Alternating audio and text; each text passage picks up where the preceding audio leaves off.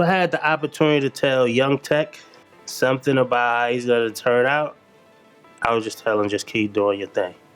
KIM, keep it moving. Let him figure it out just the same way he did, because I wouldn't be who I am today if I ever to do that. I would end up, like you said, I would make a stagnant. I probably would never even met up with this brother. I probably would have been no Smif-N-Wessun, or would have been Smif-N-Wessun on a later note, more of a street credibility, more of a street wave than it would have even been in music, because he was already doing music. I didn't want no parts of rhyming, the mic, nothing. I just wanted to put people on their neck so they couldn't fuck with my son, let him do his music. And I was boxing. I was good. I was good hurting people. I didn't want to be in talking, or I was already like, yo, my voice is little, my shit don't sound right. I can't. For like a bunch of years of high school, they thought I was a mute, like I didn't even talk. Like I wouldn't tell him I would let him learn the same education that he got to be who Tech is today. Being from Brooklyn and I come from a family of 9 brothers and 6 sisters. So being in a mix like that, you might think it's so much love there, but at the same time, there's no love. So you look for something outside of your family. That's when you find other family. That's why we always got PNC and Smif-N-Wessun, men of respect. That's why we rock those tats. It's in our blood. This shit is for real. This is not a game. We lost homies in this, rest in peace, Rambo and Cookie Head, that's still out there that made it happen for us. For that to groom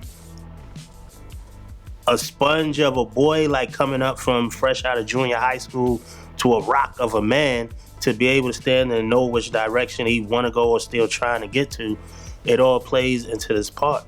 It's like say God's not done with me yet, because we still here. We still have so much to offer to the young, to each other, and to make the music to be able to bless to do that. For the young, you just keep rocking and doing what you do, man. Just keep it in your heart. That's you gonna do it. Don't let nobody sell you their dream or tell you, nah, you can't do it. You gotta do it this way.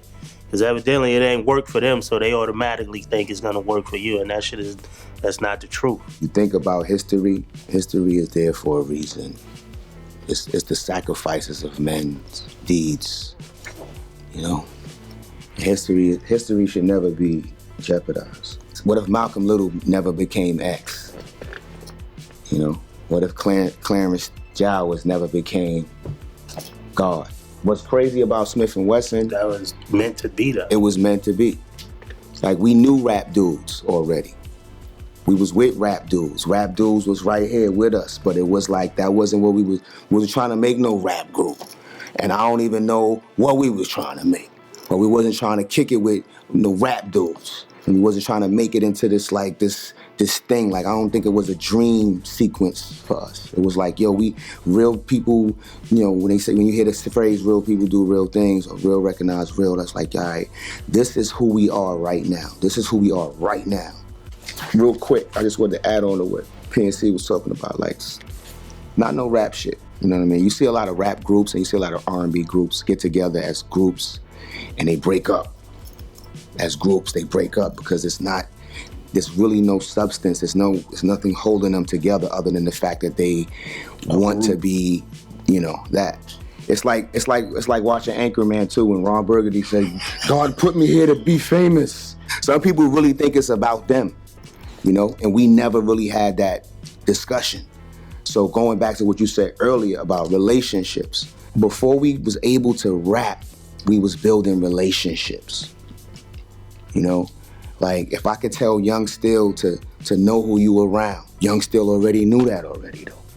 He was already running with D-Sep. He knew he was running with the Wolfpack. He knew exactly what that was.